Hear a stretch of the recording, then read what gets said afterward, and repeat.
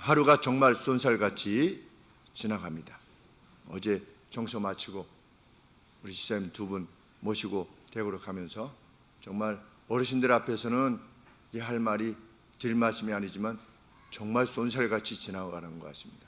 하루가 뭐 눈 뜨면 벌써 저녁이 되어 있고 봄인가 싶으면 벌써 가을이고 겨울인, 이제 뭐 겨울도 얼마 안 남았습니다.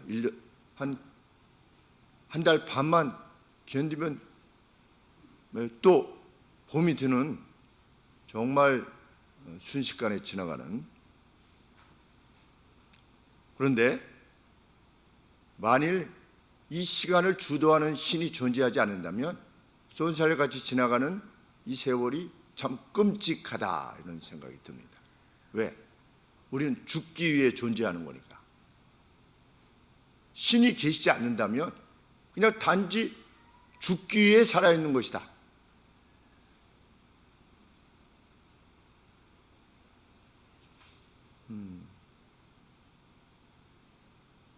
쇼펜하우어를 읽어보지는 못했지만 죽기 위해서 존재하는 것이다라고 하는 것을, 그것이 자기의 인식의 전부였을 때 그는 자살할 수밖에 없었던 겁니다. 염세주의자가 되고 세상 참 덧없다, 이렇게. 그래서 예수님을 믿는 사람들조차도 솔로몬도 그렇게 말하지 않았느냐? 솔로몬이 세상은 참 덧없다 이렇게 말했습니까? 어떻습니까? 헛되고 헛되며 헛되고 헛되니 모든 것이 헛되도다. 그 말이 참 세상은 덧없다 이 말씀입니까? 아니지요. 세상은 빨리 지나가는데 세상 끝에 심판을 준비하시는 분이 계시다. 세상에서 되어지는 일을 우리가 다 알 수는 없으나 그것을 주관하는 분이 계시니 어떻게 해라? 여기 살 때 행복하게 살아라. 마음껏 행복하게 살아라. 왜? 다음 세상이 또 있다. 이 말을 하려고 하는 겁니다. 궁극적으로는. 세상은 뭐 별것 없으니 헛되고 헛되니 그냥 잘 먹고 잘 살아라. 그런 말씀이 아니라 하나님을 믿는 사람들조차도 전도서를 볼 때 전도서에도 이렇게 말하고 있지 않느냐 라고 하면서 세상에 덧없을 말하려 합니다. 세상이 참 덧없이 보이는 문제를 해결하기 위해서 이집트에서는 어떻게 했습니까? 미라를 만들었습니다. 그래서 다음 세상을 준비했습니다. 그렇게라도 해서 절망을 해결하려고 했습니다. 다음 세상이 있을 거야. 미라 만들어 놔서. 그래서 다시 소생한다든지 다음 세상에 가면 이렇게 할 거야 라고 하느라고 그렇게 공을 들여서 미라를 만들었습니다. 중국 진시황은 어떻게 했습니까? 지하세계를 만들었습니다. 자기가 죽고 나서 어떻게 하기 위해서. 죽고 나서도 뭔가 문제를 해결하기 위해서 70만 명을 동원해가지고 지금까지 뭐 발굴된 걸로 보면 그 사람의 형상을 만들지 않았습니까? 지금까지 발견된 것이 8,000개라고 합니다. 사람 모습의 어떤 그 인형 같은 것을 조각을 했는지 아니면 뭐 밀랍으로 만들어 놓고 그 안에 무슨 주조를 했는지 알 수 없지만 8,000명의 얼굴이 각각 다 다르답니다. 사람 모양으로 만들어 가지고 갑옷을 입혀놨는데 사후 세계에도 가서 그렇게 하려고. 그런데 그 각각의 그 형상이 185에서 한 194cm 정도 된다고 그러는데 하나당 8,000기를 만들었는데 그 각각에다가 사람 그 누가 만들었는가 이름을 기록하도록 했대요.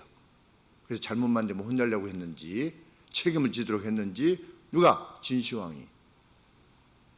죽음의 문제에 대해서 자기들 나름대로 방식이 있어야 되는 겁니다. 그 문제를 정말 해결하지 않으면 그 절망 가운데 인생을 살 수밖에 없는 거니까.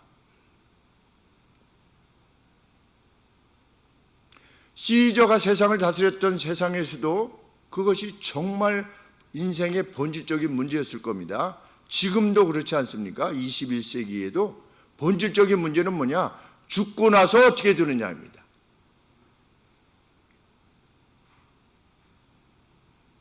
죽고 나서 어떻게 되느냐를 묻지 못한다면 그건 짐승입니다. 짐승과 사람의 차이는 무엇입니까? 죽고 나서는 어떻게 되느냐? 처음이 어떻게 시작됐느냐? 마지막이 어떻게 되느냐? 그것을 특별히 묻는 이들이 누구냐? 우리들입니다. 우리는 죽고 나서 어떻게 되느냐? 굿뉴스라고 합니다. 우리의 이 소식을, 성경을 통해서 우리에게 주신 소식을 우리가 굿뉴스라고 그러는데, 어떤 차원에서 굿뉴스냐? 예수님이 우리의 죄를 대신해서 우리가 천국에 가게 되었다. 물론 그것이 굿뉴스입니다. 성경이 기록된 내용입니다. 그런데 성경이 본질적으로 말하고자 하는 더 큰 굿뉴스는 무엇입니까? 모든 인류가 들어야 되는 굿뉴스는 역사를 주관하시는 분이, 신이 살아계시다. 이것이 굿뉴스입니다. 그 굿뉴스 안에 예수님이 우리를 위해 대신 죽으셨다고 하는 진부분 집합으로서의 복음이 있는 겁니다. 역사를 다스리시는 신이 계시지 않다면 그냥 끝장이지요. 뭐 예수님이라고 하는 분이 그분에 의해서 보냄을 받은 것이 아니라면 무슨 의미가 있습니까? 예수님이 위대한 개혁자, 세상을 한번 바꿔놓고 싶은 위대한 개혁자라고 자유주의 신학자들은 말하는데, 예수님의 정신이 살아난 거다. 예수님의 정신이 세상을 지금 이끌고 있는 거라고 그랬는데, 역사를 주관하는 분이 실제하시지 않는다면, 현 세상이 끝이라면 그것이 무슨 복음일 수 있냐는 겁니다. 그것이 성경의 증언입니다. 성경이 말하고자 하는 바. 나는 알파와 오메가다. 내가 알파와 오메가다. 처음과 마지막을 결정하는 신이다. 이런 뜻입니다. 그 신 존재가 인식되어지게 되면 이 세상에서 우리가 80, 90을 사는 것이, 뭐 120년, 130년 사는 것이 험악한 세월이라 할지라도 개의치 않는 겁니다. 왜? 역사를 주관하시는 분이 나의 전부를 책임질 것이니까. 살아있는 날이나 죽어있는 날이나 둘 다를 책임질 것이니까. 어떤 방식으로 책임지실지 우리가 알 수 없지만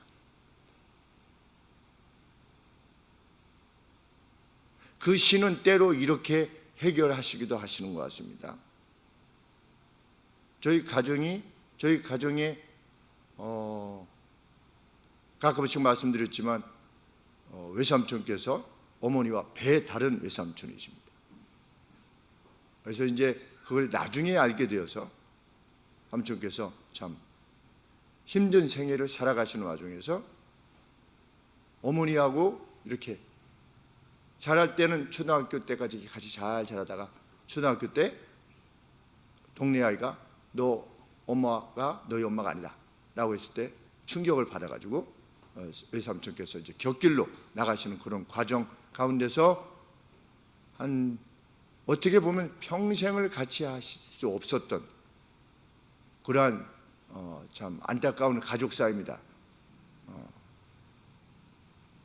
그런데 최근에 이제 그 외삼촌의 아들, 우리 같이 저쪽 교회 있을 때 섬겼던 제이라고 하는 저희 외사촌 동생이 간경화로 인해서 간 이식을 행해야 되는 이러한 상황이 발생했습니다.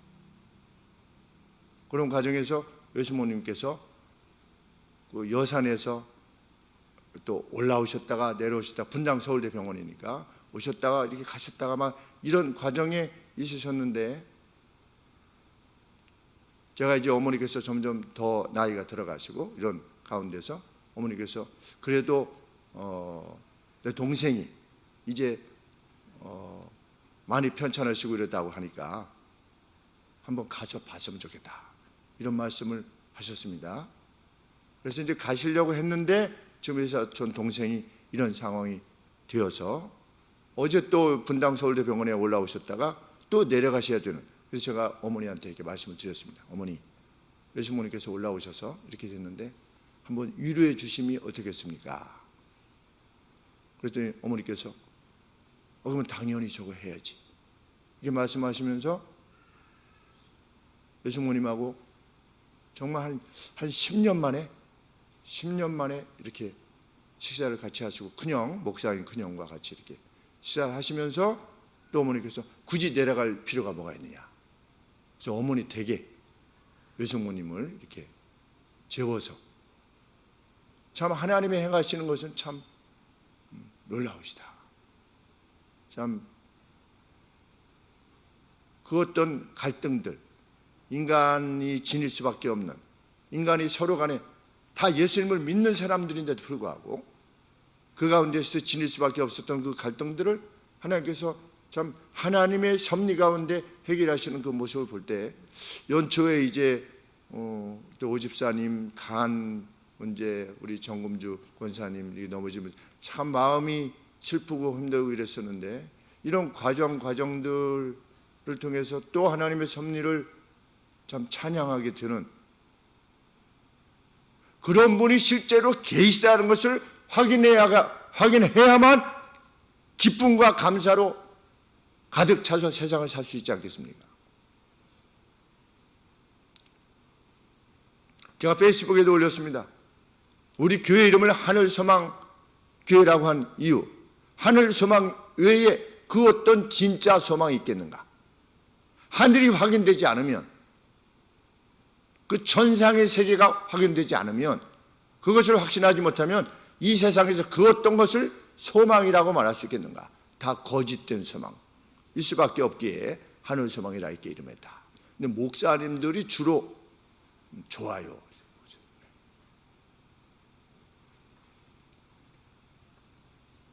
사도 요한은 1세기에 사람들에게 그러한 절망에 대해서 그 죽음이라는 어두움, 본질적인 문제를 해결할 수 있는 분이 실제하여 계시다라고 하는 것을 증언으로 남긴 것이 바로 요한복음입니다.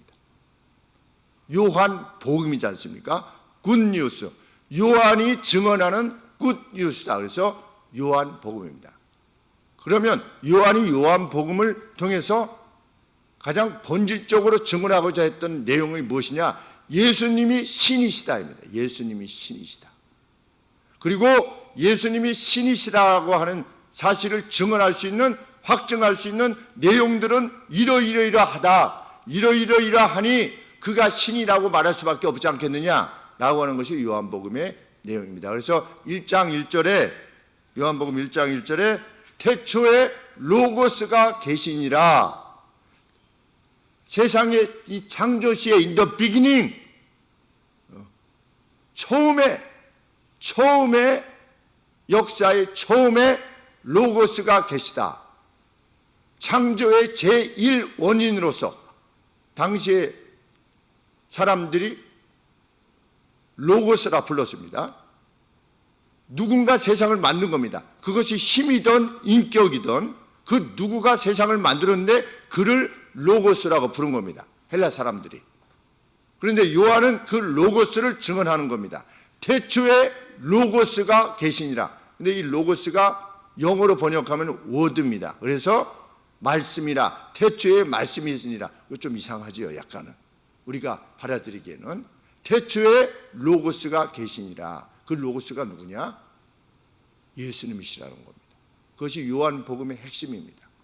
태초부터 누가 계셨다? 신이 계셨다. 세상을 창조하신 신이 계셨다. 그 신이 어떻게 하셨다? 1장 1절에 그 로고스가 하나님과 함께 계셨다. 성부 하나님과 함께 계셨으니 이 로고스가 누구냐? 곧 하나님이시라, 신이시라. 근데 그 로고스가 어떻게 했다는 겁니까? 자기 백성들 가운데 오셨다는 겁니다. 누구냐? 예수님이시다. 1장 3절에 모든 것들이 그 로고스에 의해서 지은 바 되었고 지은 것이 하나도 그가 없이는 지은 바 된 것이 없다. 창조시에 함께했던 신성의 하나님이셨다. 신이셨다.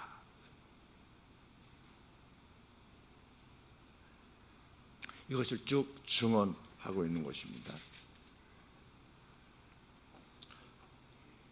그러면 예수님이 어떻게 신이시냐? 구약의 이사야 선지자가 또는 말라기 선지자가 신이 여호와의 영광이 자기 백성들 가운데 오실 건데 그가 오시기 전에 그에 앞서서 왕이 도래하실 건데 그 왕이 도래하시기 전에 먼저 가서 준비할 전령이 올 것이다. 이렇게 이사야 선지자가 예언을 했습니다. 우리 이사야 40장 한번 보시겠습니다. 구약성경 1013쪽 이사야 40장 3절 말씀에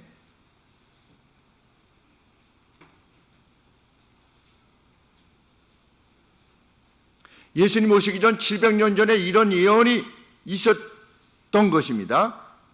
당시의 사람들은 1세기 당시의 사람들은 그것을 알고 있었던 겁니다. 특별히 유대인들은 이사야 40장 3절에 외치는 자의 소리여 너희는 광야에서 여호와의 길을 예비하라. 사막에서 우리 하나님의 대로를 평탄케 하라. 전령이여 먼저 가서 왕의 도래를 선언하고 골짜기마다 돋우고 산마다 작은 산마다 낮아지게 하고 고르지 않은 곳을 평탄케 하고 험한 곳을 평지로 만들어라. 왕이 도래하기 전에 먼저 전령이 가서 그 일을 행했던 겁니다. 그런데 그러한 인물이 어디에서 소리 지르며 나올 거다? 광야에서 나오게 될 것이다. 5절 말씀에 여호와의 영광이 나타나고 모든 육체가 그것을 함께 보리라. 왜냐하면 여호와의 입이 말씀하셨기 때문이다. 이런 예언을 행한 겁니다. 광야에서 외치는 자가 있게 될 것이다. 무엇을? 왕의 도래를 준비하기 위해서 외치는 자가 있을 것이다. 그런데 누가 왔다는 겁니까? 예수님에 앞서서 세례 요한이 광야에서 외쳤다는 겁니다. 그런데 놀랍게도 하나님을 떠나 있던 백성들이 이 외침에 응답했다는 겁니다. 예언의 말씀대로. 우리 말라기서 4장, 마태복음 바로 앞에 4장 5절 말씀에 구약이 제일 마지막 말씀입니다.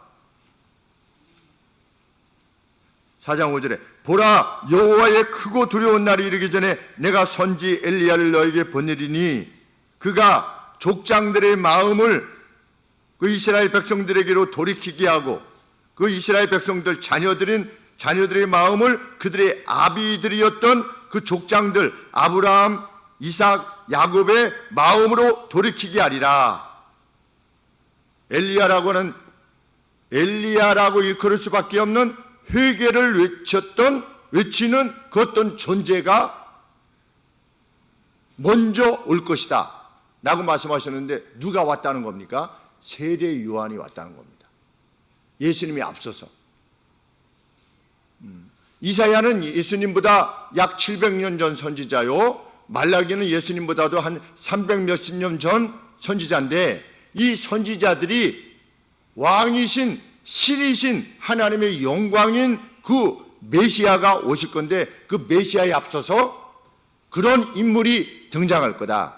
근데 그 인물이 회개를 외칠 때 놀랍게도 이스라엘 백성들이 하나님께로 돌아올 것이다 라고 했는데 지금 그런 일이 일어나고 있지 않느냐, 그런 일이 일어났지 않았느냐라고 요한이 지금 1세기 성도들에게 또는 1세기 사람들에게 지금 전하는 겁니다.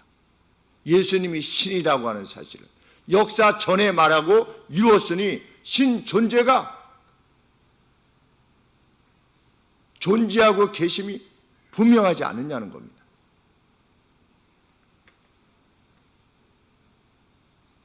그래서 어떻게 했습니까? 세례 요한이 예수님의 친족이기도 한 세례 요한이 어디에 살았습니까?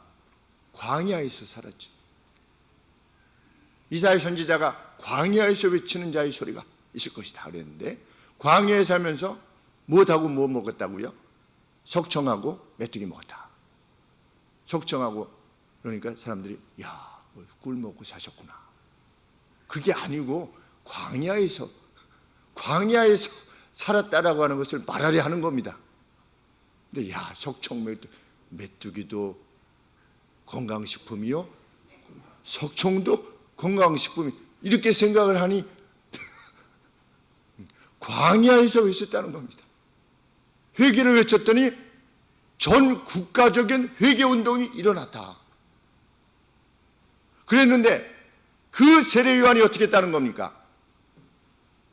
세례요한의 제자들에게, 자신들의 제자들에게 예수님을 보고 보라, 세상 죄를 테이크어웨이 하는, 제거해 버리는 어린 양이로다. 세상 죄를 지고 가는, 그래서 저는 지고 가는 이런 느낌보다 세상 죄를 테이크어웨이 하는 겁니다. 우리 구약에 보면 구약의 절기 중에 속죄일이 있었죠. 대속죄일 7월 10일 날, 초막절 바로 전에 한 5일 전에 7월 10일에 이스라엘 절기로 7월 10일 날 대속죄일이 있었는데, 그 속죄일 날 무엇을 행했습니까? 염소 2마리를 해서 한 마리는 잡아가지고 피를 대제사장이 들어가서 지성소에서 이렇게 지성소를 정결케 하는 그 일을 했고, 백성들의 죄를 위해서. 또 한 마리는 어떻게 했습니까? 아사셀 염소라고 해가지고 백성들의 죄를 대신 지고 캠프 밖으로 내보내서 광야에서 그냥 놓아 보냈습니다. 그 아사셀 염소가 누구고 죽었던 염소가 누구냐? 바로 예수님이신 겁니다.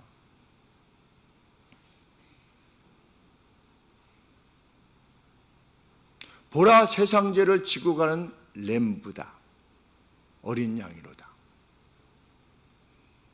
그 예언대로 세례요한이 왔고, 그 세례요한이 예수님에 대해서 이렇게 말했다면 세례요한의 역할은 무엇이었습니까? 왕에 앞서 간 전령이었습니다.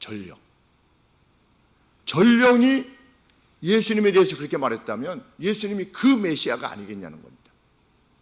이것을 1세기 성도들에게 지금 증언하고 있는 겁니다. 누가? 사도 요한께서.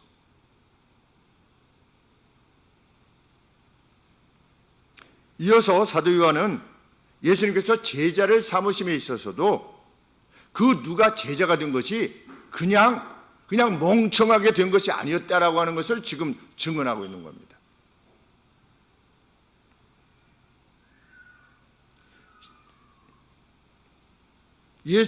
세례 요한의 제자들이었다가 보라, 세상 죄를 지고 가는 하나님의 어린 양이로다라고 하는 말을 듣고 이제 세례 요한의 제자들 중에 2명이 예수님을 쫓기 시작한 겁니다. 그리고 나서 어떻게 했습니까? 예수님의 제자들이 되었던 분들이 교회 전승에 의하면 11명이 순교를 당했습니다. 사도 요한을, 이 요한복음을 기록한 요한을 제외하고는 다 순교를 당했습니다. 그런데 이 순교를 당한 것이 이유가 있었다는 겁니다. 이러이러한 이유가 있었다는 겁니다. 그저 맹신에 의해서 그렇게 된 것이 아니라는 겁니다. 그것을 증언하는 겁니다. 예수님의 제자 중에 2명이 세례 요한의 증언을 듣고서 예수님을 쫓기 시작했습니다. 팔로우하기 시작했습니다. 그러니까 예수님이 가실 때 예수님의 뒤를 이렇게 쫓아서 갔겠습니다. 그 제자들이.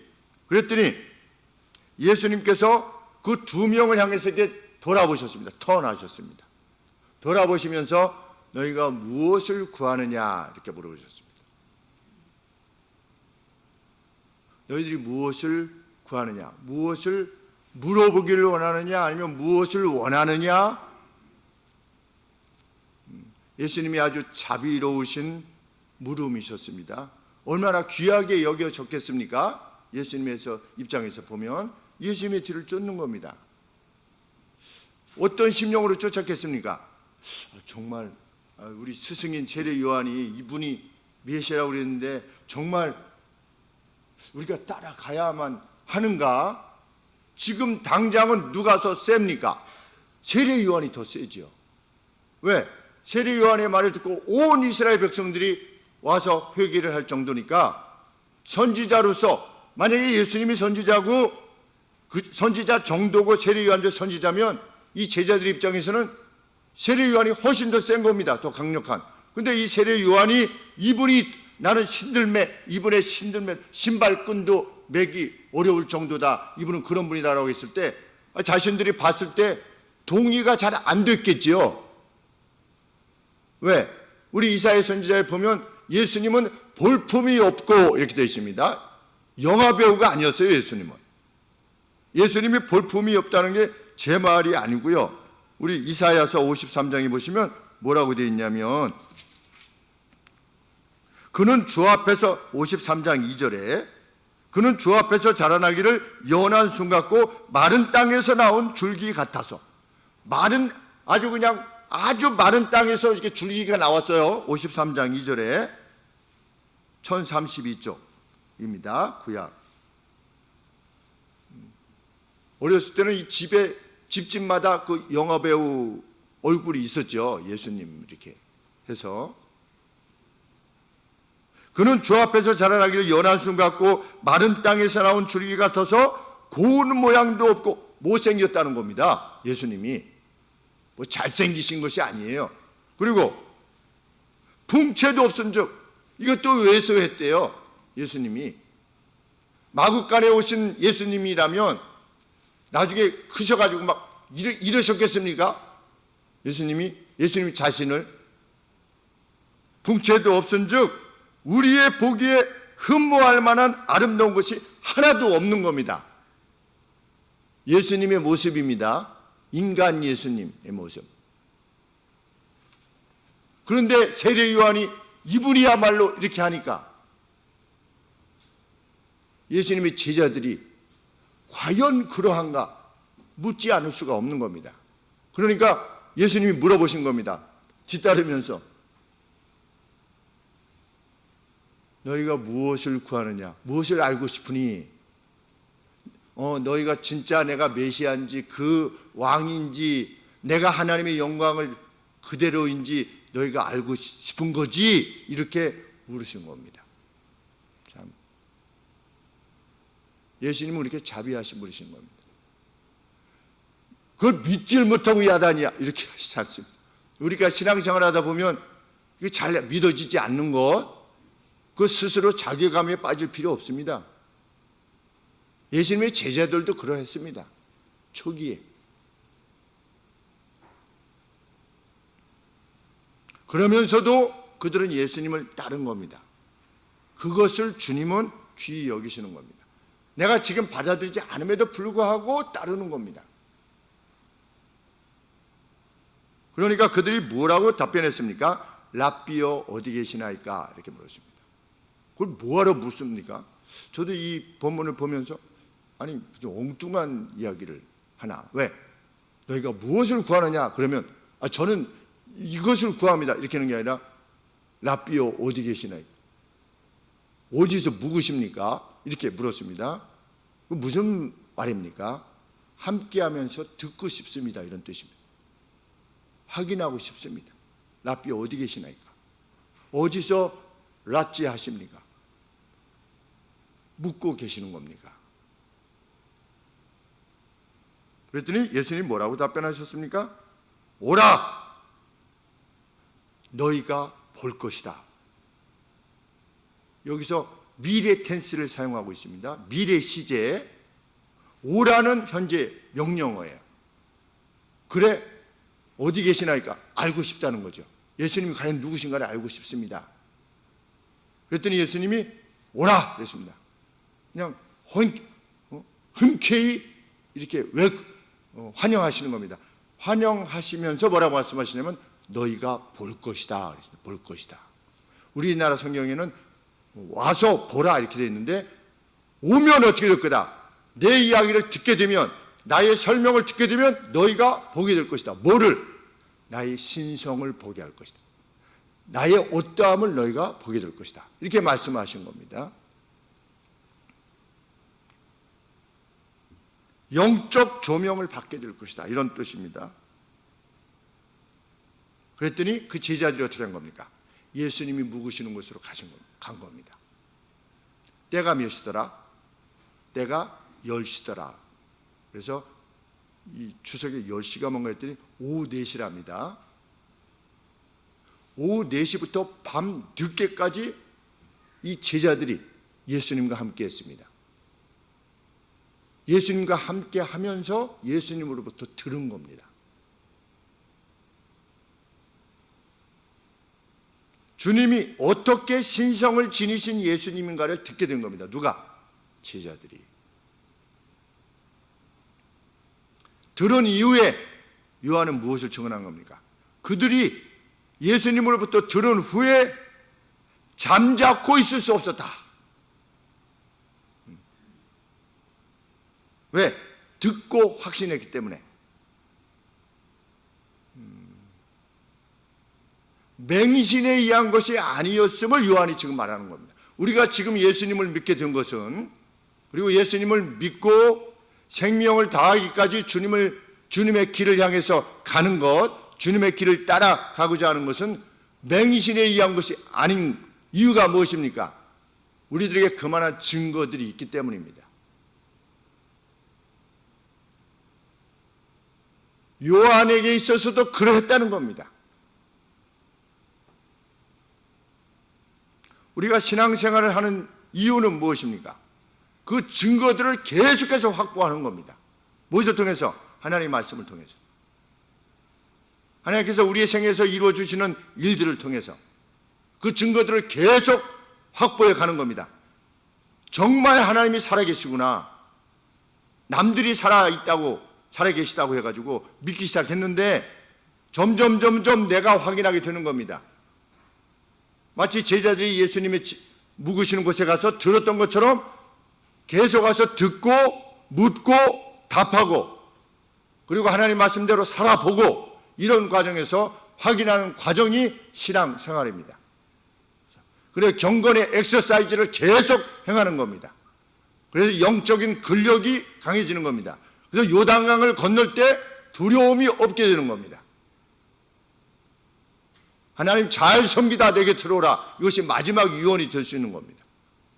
덧없는 세상 젊어서 열심히 살아라. 이렇게 우리 유언일 수 없습니다.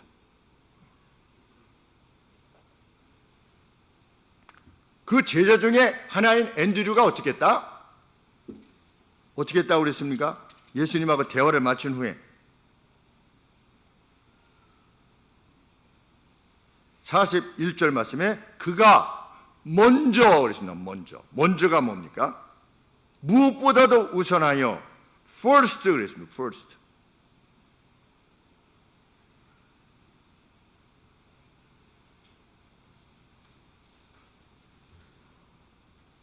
상황에 대한 인식이 생겼을 때 어떻게 되는 겁니까? 그 기쁜 소식을 가장 가까운 이에게 먼저 전하는 것이 그 상례이지 않습니까?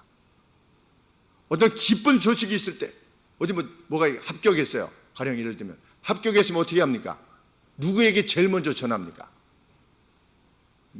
자기 가족, 사랑하는 가족에게 제일 먼저 전하겠습니다.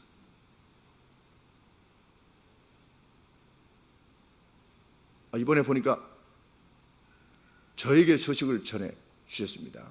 우리 양정아 집사님이 하솜이 국제등대학교에 들어가게 됐다고, 감사하다고 이렇게 소식을 전해왔습니다. 기쁜 소식을 가족들에게만 전하시지 말고 기도하고 있는 목사들에게도 좀 전해주시면 참 좋겠다, 이런 생각이 듭니다. 어떤 좋은 소식이 있었을 때 25년간 기쁜 소식을 먼저 전해주시는 것은 거의 없었던 것 같습니다. 왜냐하면 이렇게 좀 오만하게 보일까 봐 그렇게 하시는지 잘 몰라도 슬픈 소식만 전하지 말고 기쁜 소식도. 대부분 목사님 잠깐 뵙고 싶습니다. 그러면 뭡니까? 교회를 떠나겠다는 겁니다. 이게 제일 무서운 거죠. 목사님 시간 있으십니까? 하면은 그때가 제일 무서운.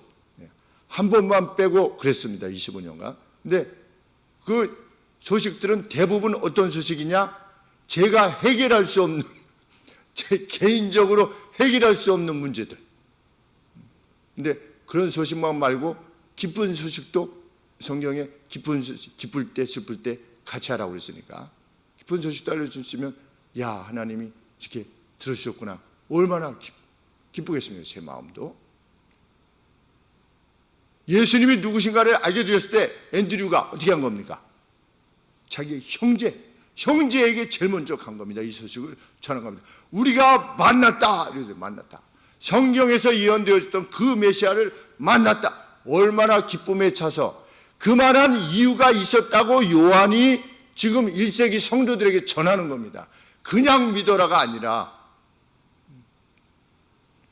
오늘 우리 역시 그러합니다. 믿을 만한 넘치는 이유가 있기 때문에 예수님을 믿는 겁니다. 넘치는 이유가 있기 때문에 세상을 두려워하지 않고 사는 겁니다. 세상의 방식대로 행하지 않고 그 무엇이 주어져도 개의치 않고 그것에 좌절되지 않고 살아가는 것입니다. 정말 그분이 계시다면 지금 내가 보이는 어떤 그 좌절에 내가 어떻게 할 수 없는 그런 상황도 그분이 정말 계시다면 무에서 유를 만드신 분이 내 주인이시고 나의 왕이라면 못하실 일이 뭐가 있느냐? 그것이 우리 확신이기 때문입니다. 내가 원하는 대로 무엇이 이루어지지 않는다 할지라도 그것은 신이 계시지 않기 때문이 아니라 아니면 신이 무능하기 때문이 아니라 신이 내 생각보다 더 크시기 때문이라는 것을 확신하게 된다면 무엇을 두려워하면서 오늘을 살게 될 것인가? 그래서 복음입니다. 굿뉴스. 시험에 떨어지면 또 준비하면 되는 겁니다. 가다가 길이 막히면 다른 길로 가게 하심을 믿고 다른 길로 가면 되는 것입니다.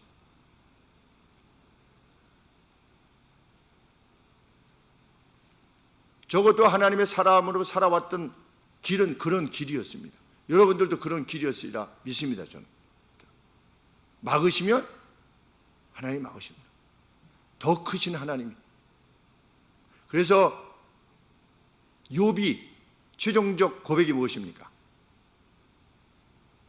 내가 하나님을 전에는 귀로만 들었었는데 이제는 눈으로 봅니다. 어떤 사실을? 하나님은 내 생각보다 크신 분이시구나. 내가 생각하는 것, 나는 잘못한 게 없는데 왜 이런 일이 일어나는 거지? 라고 하는 내 생각 이상으로 행하시는 분이라고 하는 것을 깨닫게 되는 것. 그 뒤로 욥이 어떤 생일을 살았을 것인가? 짐작해 합니다. 우리가 메시아를 발견하였다. 메시아를 번역하면 헬라말로 번역하면 그리스도라. 그만큼 복음은 황홀한 겁니다. 그래서 누구의 품에만 머물 수 없는 겁니다. 복음은 정말 복음은 그 누구를 알고 잠자케 할 수가 없습니다.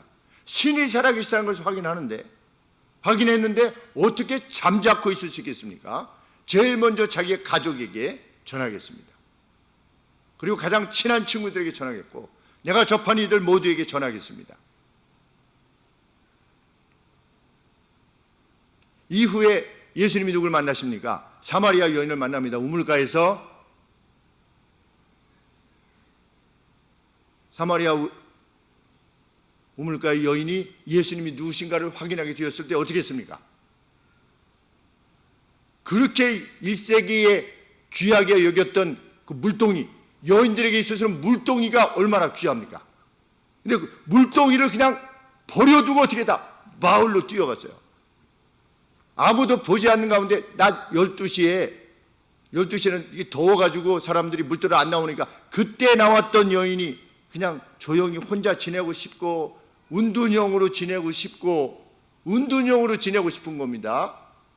우리나라에도 운둔형 청년이 뭐 10몇 프로가 있다는가 20몇, 왜냐면 몇십만이 지금 운둔형으로 있대요. 참 그것을 읽을 때 가슴이 아픕니다. 슬프고. 그런데 운둔형으로 있던 그 누구라도 예수님을 만나면 어떻게 되는 겁니까? 이 여인처럼 그냥 마을에 그냥 뛰어내려가서 소리를 지르는 겁니다. 내가 메시아를 만났다. 뭐라고 말했습니까? 와 보라, 와 보라. 똑같은 말을 했죠. 와 보라. 와서 봐라. 여기는 미래형은 아닙니다. 앤드류, 예수님을 만났던 앤드류, 자기만 알 수 있는 게 알고자 할 수가 없었던 겁니다. 사마리아 여인 자기만 알 수가 없었어요. 복음은 그 누구의 가슴에만 머무를 수 없습니다. 고이 간직했다가 내가 천국 갈 거다. 그 사람은 복음을 모르는 사람입니다.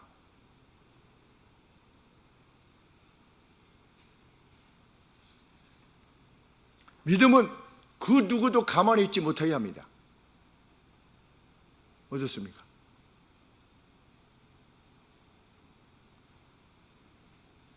그만큼 복음은 분명했던 거라는 겁니다.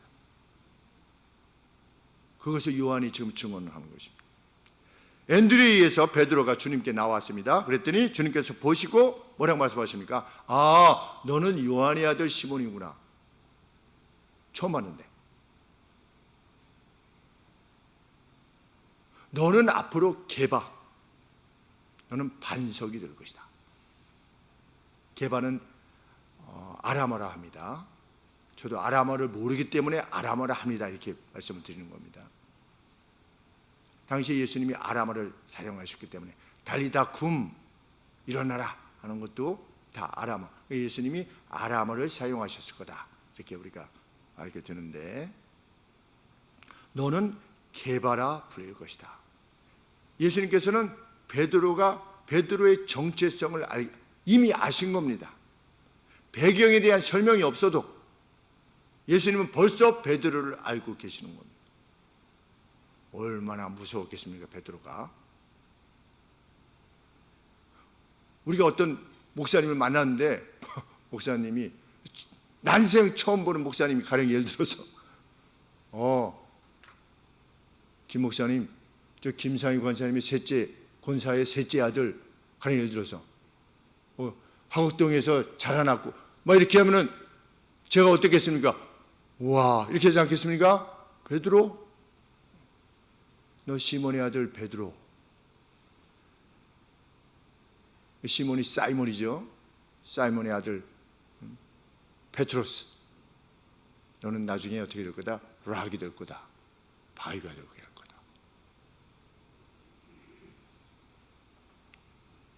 주님이 전지하셨다는 겁니다. 요한이 지금 증언하고자 하는 바는. 그 다음에 이 주님이 전지하셨다고 하는 사실은 어떤 점에 있어서 확인이 되었다? 이 중에 나중에 나다나엘을 부르실 때에도 확인되어졌다. 뭐가? 주님의 전지하심이. 예수님께서 제자를 삼으신 빌립에 의해서 초청되어진 나다나엘이 예수님께로 왔습니다. 나다나엘은 예수님이 메시아라는 말을 듣고 무엇이라고 처음에 주저했습니까? 나사렛에서 무슨 선한 것이 나오시겠느냐. 베들레헴이면 몰라도, 왜? 베들레헴에 출생할 거라고 구약에 이렇게 예언되어 있으니까 베들레헴이면 몰라도 나사렛에 무슨 선한 것이 나올 수 있겠느냐. 성경이 없는데. 이렇게 했지만 빌립이 청했을 때 어떻게 한 겁니까?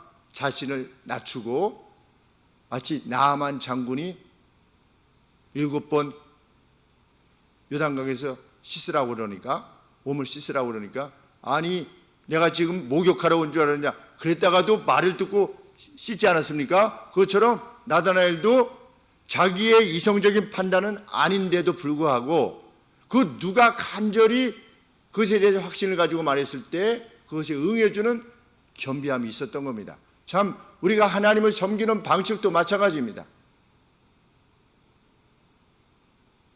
그 목사님 왜 그렇게 말하려고 그래? 가끔 그런 생각이 들 수도 있습니다. 또 제가 말씀을 가지고 있었는데 나한테 하는 말인가? 이렇게 할 수가 있습니다. 그럼에도 불구하고 하나님 앞에서의 겸비함을 가지고 하나님의 말씀 앞에 더욱 가까이 하려 할 때 어떤 상황이 발생할 수 있는 겁니까? 나아만이 신 존재를 인식하게 된 것처럼 나다나엘이 예수님이 신이라고 하는 사실을 확인하게 되는 것처럼 겸비한 자에게 하나님이 만나주시는 겁니다.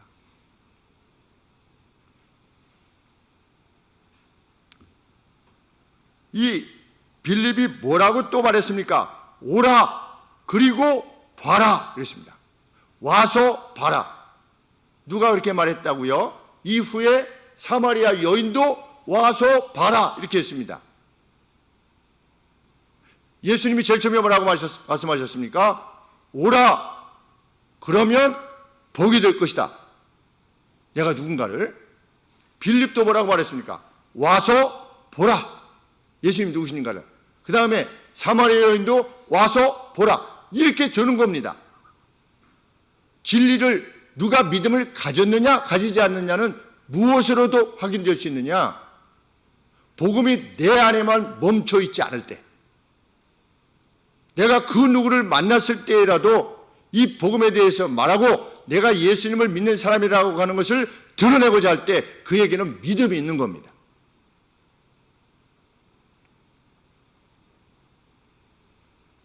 예수님이 하나님의 아들이시라고 하는 것, 예수님이 신성을 지니고 계시다고 하는 사실에 대한 알물 가장 분명히 가지고 있는 존재가 뭐냐? 마귀입니다. 근데 마귀는 믿음을 지닐 수가 없습니다. 그것은 믿음이 아닌 겁니다. 그러면 믿음을 가지고 있다라고 하는, 내가 예수님이 누구신가를 아는 것과 내가 예수님에 대해서 믿음을 가진 것과의 차이는 무엇일 수 있느냐? 무엇으로 확인할 수 있느냐? 이 믿음이 내 안에만 머물러 있지 않을 때, 그때 내가 믿음이 있음을 확인하게 되는 겁니다. 성령이 아니고서는 예수를 주라 고백할 수 없다. 모든 사람들 앞에서 공적인 가운데서도 예수님이 나의 주라고 고백하게 되는 겁니다. 믿음이 있는 사람은 내가 믿음 있는 건가 없는 건가 라고 판단할 때, 그렇게 판단하면 유효합니다. 나는 그 누구에게도 예수께서 나의 주 되심을 고백하는가, 증언하고자 하는가.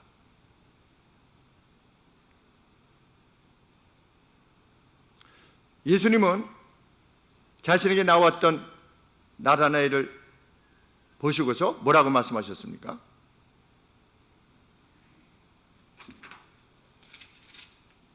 참 이스라엘 사람이다. 47절에 보라, 이 사람은 참 이스라엘 사람이다. 그 속에 간사한 것이 없도다. 야, 행위 완벽한, 그 심령이 정말 완벽한 사람. 마리아 이렇게 할 수 있지 않습니까?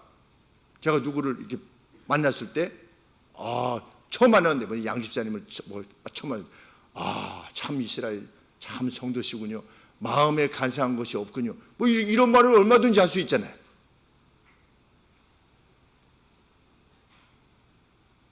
그랬더니 48절에 나다나엘이 가로되 어떻게 나를 아시나이까? 이게 물었습니다. 오, 신비하다. 이런 게 아니고, 왜? 자기에 대해서 간사한 것이 없도다 이렇게 말했는데, 이야, 나를 정말 아는구나. 이렇게 하는 것이 아니지 않습니까? 나에 대한 지식을, 나에 대한 이해를 당신이 가지고 계시는 것을 내가 어떻게 확인할 수 있냐는 겁니다.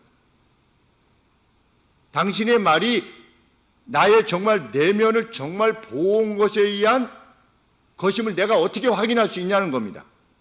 이게 물은 겁니다. 나를 어떻게 아십니까? 그 증거를 나한테 보여주십시오. 이렇게 말씀한 겁니다. 그랬더니 예수님이 뭐라고 말씀하십니까?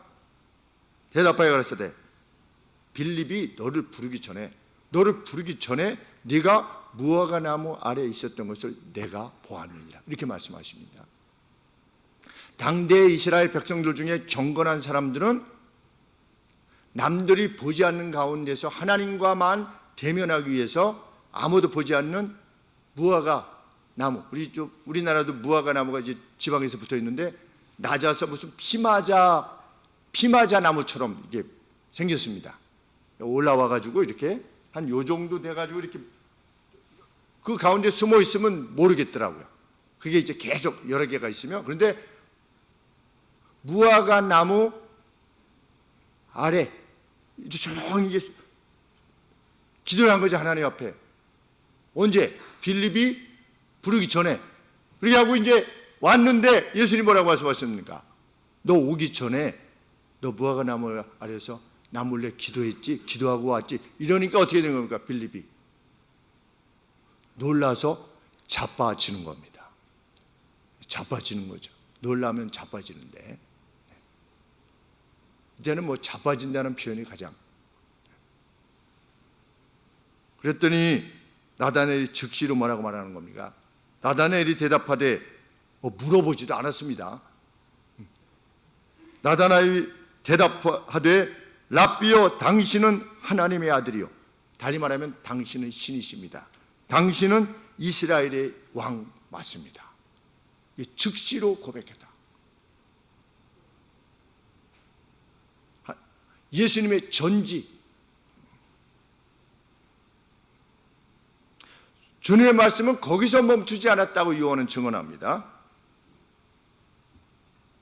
50절 말씀에 예수께서 가라사대 내가 너를 무화과나무 아래서 보았다고 하여서 네가 믿는 거냐? 이보다 더 큰 일을 너희가 보게 될 것이다. 너희가 보게 될 것이다 이렇게 말씀하십니다.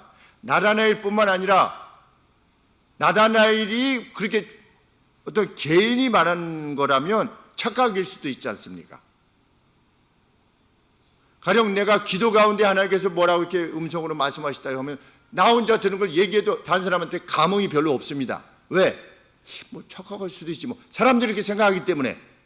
그런데 어떤 것을 동시에 여러 사람이 보게 되면 그것은 정말 놀랄 만한 일이겠습니다. 근데 예수님이 뭐라고 말씀하시느냐?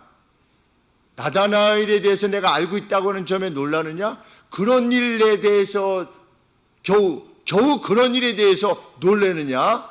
너희가 앞으로 공동으로 동시에 보게 될 거다. 뭐를?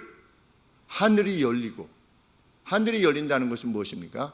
천상에 대한 신비한 천상이라고 하는 세계가 있음에 대한 그 하늘이 열리고 천상에 대한 이해가 새롭게 되는 날이 반드시 도래할 거다. 보통은 땅만 보고 사는데, 그래서 우리 강단들도 대부분 말하는 내용이 무엇입니까? 땅에 대해서만 말하지요. 어떻게 하나님 잘 섬겨서 어떻게 잘 될 거냐, 어떻게 여기서 기쁨으로 살 거냐, 어떻게 감사하게 살 거냐, 주로 땅에 대해서, 땅의 처세술. 그런데 예수님이 정말 말씀하시고 했던 것은 무엇입니까? 하늘이 열리고 나로 인해서 하늘이 열리는 겁니다. 예수님을 통해서 마치 사닥다리처럼, 야곱의 사닥다리처럼, 야곱이 도망갈 때 이 예수님 1세기의 성도들보다도 약 1800년 전에 그 야곱 때 야곱이 그 외삼촌 집으로 막 도망할 때 들에서 그냥 할 수 없이 혼자서 이렇게 자고 있을 때 나 혼자밖에 없구나 이렇게 생각해서 너무 무서워가지고 도적이 나타나거나 강도가 나타나거나 들짐승이 나타날까 봐 머리맡에 무엇을 두고 잤다? 짱돌을 놓고 잤다는 거예요. 그래서 이제 뭐가 나타나면 이렇게 치려고. 이게 베개가 아니고 머리맡에 돌을 놓고 자는 그 상태가 뭡니까? 지상의 상태죠. 무엇을 인식하기 전에는, 하늘에 대한 인식이 있기 전에는. 그런데 하늘이 열리는 겁니다. 그래서 이 야곱이 누워있던 그곳과 열린 하늘 사이에 뭐가 놓여져 있는 겁니까? 사다리가 놓여져 있어서 천사들이 하나님의 보좌로부터 야곱에게로 내려오고 다시 야곱에게서부터 천상으로 올라가고 하는 것을 보았을 때 야곱이 인식한 것이 무엇입니까? 하나님의 존재, 용기를 내게 된 것입니다. 그런데 예수님이 뭐라고 말씀하시는 겁니까? 겨우 이 정도 가지고 너희가 알게 될 거다. 뭐가? 나를 통해서 하늘이 열리고, 천상이 실제적으로 우리가 보는 이 가시적으로 볼 수 있는 세계가 이거라면 천상의 세계는 이 뒤에 이것을 포함한 천상의 세계가 이것이구나 하는 것을 보게 될 날이 반드시 도래할 거다.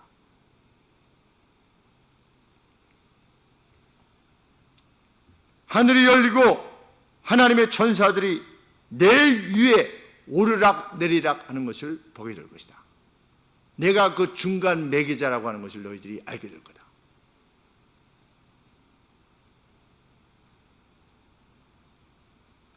요한이 이 요한복음을 기록할 당시의 시점으로 우리는 이 성경을 보게 됩니다. 당시 1세기 성도들이 어떤 마음으로 이것을 받았을 것인가?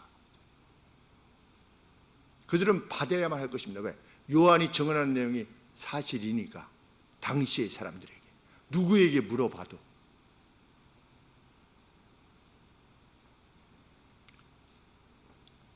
요한은 이 처음에 예수님이 시작한 사역의 내용뿐만 아니라 어디까지 기록했습니까? 주님의 부활까지 기록했습니다.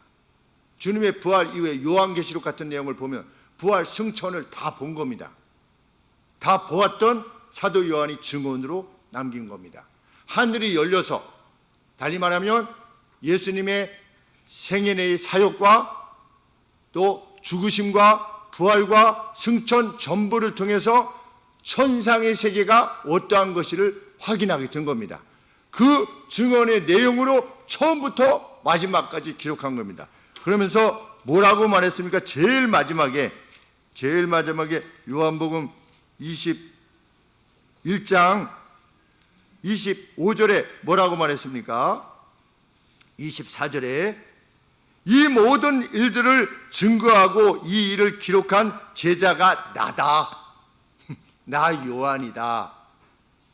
우리는 나만 본 게 아니다.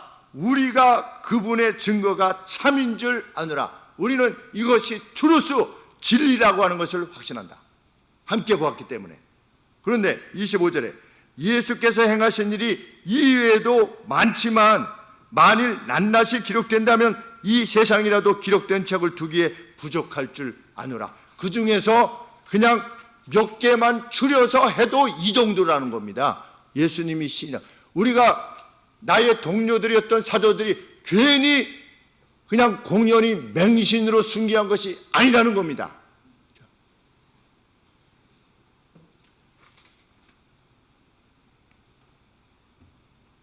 그래서 사도 바울 역시 무엇을 말하고 있습니까? 주님의 부활에 대해서 500여 형제에게 일시에 보였고 at the same time 동시에 보았다는 겁니다. 500명에. 그래서 내가 이거 고린도 전서를 기록하고 있는 이 시간에도 태반이나 250명 이상 살아있어서 주님의 부활에 대해서 증언해 줄 수 있다. 우리는 그것을 믿는 겁니다. 시시하게 이 세상의 어떤 보이는 세상 그 무엇을 위해서 예수님을 믿는 거 아닙니다. 정말 그것은 시시한 겁니다.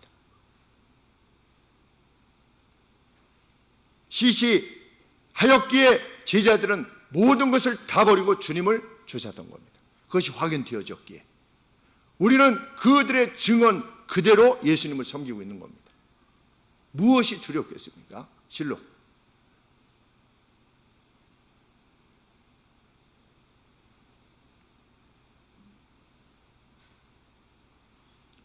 이러한 요한의 증언은 1세기에만 그치지 않고 21세기 전반에 걸쳐서 연연히 이어져 내려왔습니다. 각 시대마다 그들은 순교로, 희생으로, 헌신으로 자신이 섬기고 있음을 자신들이 확인한 진리를 증언하기 위해서 오늘까지 우리의 앞선 세대까지 이어져 내려온 것입니다. 그래서 우리나라에도 순교들이 있었던 겁니다.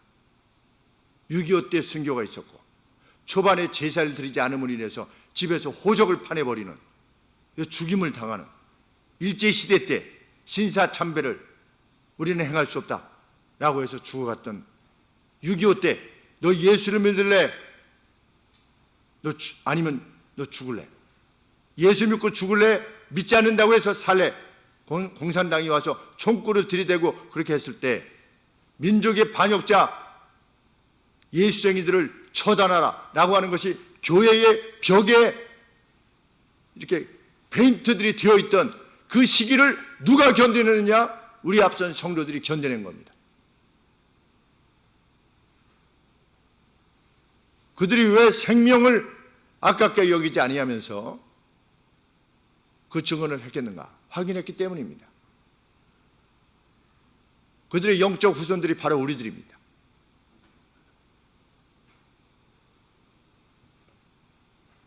우리가 섬기는 주님은 베드로와 나다나엘을 아셨듯이 오늘 우리를 알고 계십니다. 그리고 예수님께 나왔던 세례 요한의 두 제자들과 나다나엘에게 그러하셨듯이 주님이 과연 그분 맞으시는가를 묻고자 할 때 주님은 우리들에게도 자신의 어떤 하심을 드러내실 겁니다.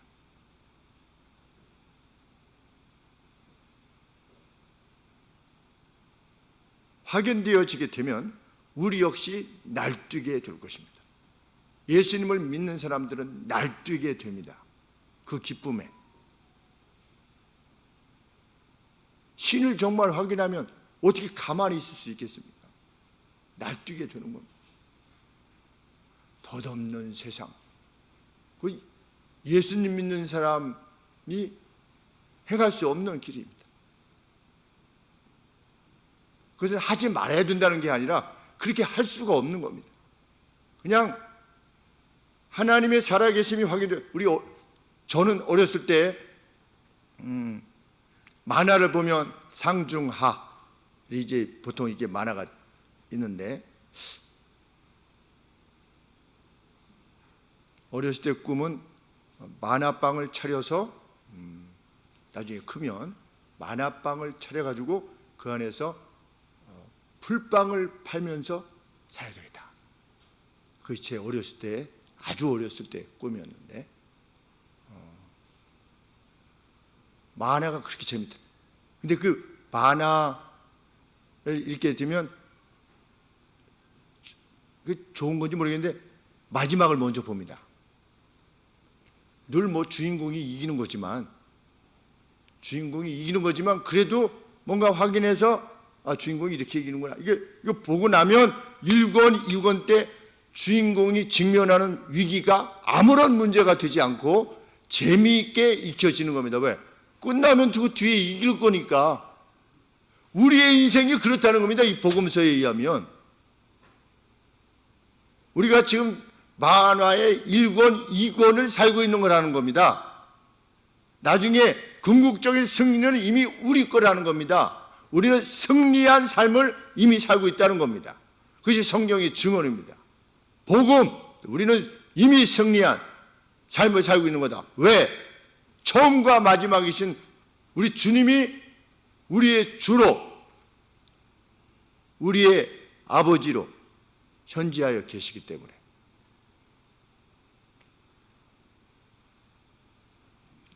그때 우리는 그것을 확인하게 될 때 우리 역시 가장 먼저 못하게 될 것이다. 가장 살아가는 이들로부터 와서 보라 하게 될 것이다. 우리는 다른 사람이 될 수 있는 겁니다. 이미 앞선 우리의 신앙생활에서도 우리는 주님, 감사합니다. 이런 것들이 많이 있었겠습니다. 그런데 예수님 말씀에 의하면 어떤 것일 수 있습니까? 그것 가지고 그러냐? 내가 너희들 하여금 새 노래를 부르게 할 거다. 새 노래. 우리 구약에 보면 새 노래라고 하는 표현이 있지요. 그래서 왜냐하면 우리 하나님은 과거의 하나님만으로 계시지 않는다는 겁니다. 이러셨어로만 계시지 않는 것이 아니라 앞으로도 하나님의 전능과 전지를 통해서 우리에게 하나님의 어떠하심을 계속해서 하늘을 열어주실 거라는 겁니다. 너희가 믿고 있는 내가 누군가를 거듭해서 보여줄 거다. 나다나엘, 너 겨우 그 정도 가지고도 그래? 그거는 약과야. 예수님이 말씀하신 것처럼 우리는 복이 될 것이다. 그것이 복된 소식입니다. 예수님의 세례 요한의 제자들처럼 나다나엘처럼 예수님께로 나아올 때 우리 주님이 그것을 이루실 것입니다. 그러면 그 사마리아 여인에게 인도되었던 그 사람들이 뭐라고 했습니까? 나중에 이제는 너 때문에 이 사람을 믿는 게 아니다. 그렇게 말하지 않았습니까? 사마리아 여인들에게. 처음에 너 때문에 이렇게 이 예수님을 만나긴 했지만 이제는 너와 관계없이 우리가 예수님을 믿게 되었다. 목사님이 목사님이 이제 믿지 말라고 해도 나는 예수님을 믿지 않을 수 없어. 라고 하는 그러한 기쁨에 찬 고백이 우리에게 넘쳐나기를, 그리고 그 길로 우리가 향하여 가고 있다고 믿습니다. 기도하겠습니다. 하나님 아버지,